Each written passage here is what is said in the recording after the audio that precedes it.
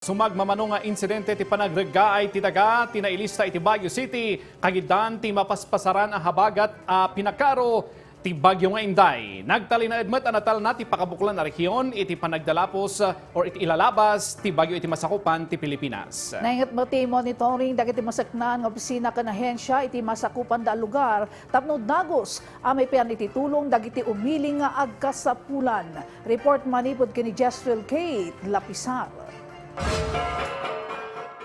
Nupay saan anay pasidong iti typhoon signal ti Baguio City na pasaran ti sumagmamano nga insidente gapo iti napigsa a panagtudo nga intunda ti habagat. Talo alugan tinagaburan itinarga ay ariprap iti Maria Basa Pakdal. Napasaran matlaeng ti panaglayos iti pasot ti Nagilian Road iti Barangay Irisan. Sigun iti City Disaster Risk Reduction and Management Office na ilista ti duha a soil erosion iti pasot ti San Luis Village. Dua nga eroded riprap iti Upper Quezon Hill kan Maria Basa Pakdal. Na ilista matlaeng ti 12 ket dua nga insidente ti fallen tree. Awan mat tinadangran kadagitoy nga insidente. Sa mga kababayan natin, dapat maging vigilant pa rin tayo. Okay? Hintayin natin yung mga warnings o kaya advisories ng ating LGU, local government. Yan. Kasi tayo nakatutok naman tayo. Kung nakikita natin medyo masama talaga yung panahon, lalakas yung ulan, yan. Magbibigay agad tayo ng mga warnings. Sumagmamano kadagitoy nga insidente ti dagos ani responde ang dagiti masaknan. Bayat nga agtultuloy ti clearing operation kadagiti dadduma itaas sumaysaya atan ti panawon.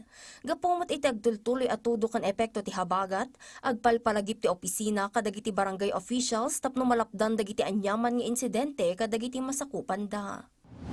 Yung mga barangays natin, kasi sila talaga yung mga frontliners natin, kitang-kita nila. And then kabisado nila yung mga barangays nila. Alam nila kung saan yung mga locations na nagkakaroon ng mga pagbaha o kaya may mga soil erosion. Kabayatan na iti monitoring ti Department of Social Welfare and Development Cordillera awan tinakarong epekto ti Bagyong Inday iti rehiyon. Sigun iti ahensya awan tinailista a pamilya wenno individual a nakaro an apektaran ti bagyo. Naging maayos naman ang disaster response natin kasi hindi naman malakas yung naging epekto ng Typhoon Inday dito sa Cordillera. Although naging maulan siya, pero hindi siya nakaroon ng affected population dito sa region natin. Nupay kasta, agpalpalagiplat ti ahensya ti panagan na dagiti umili ka dagiti sumarsarunupay a bagyo. Manatili tayong handa. At the same time, ang DSWD man ay laging nakahanda. Ang goods natin ay nakapreposition na sa iba't ibang lugar. Almost 50% of our food and non-food items ay nakapreposition sa ating mga local government units. Kaya sinisiguro natin na nakahanda ang DSWD. Jessril Kate Lapizar para iti Pagilian.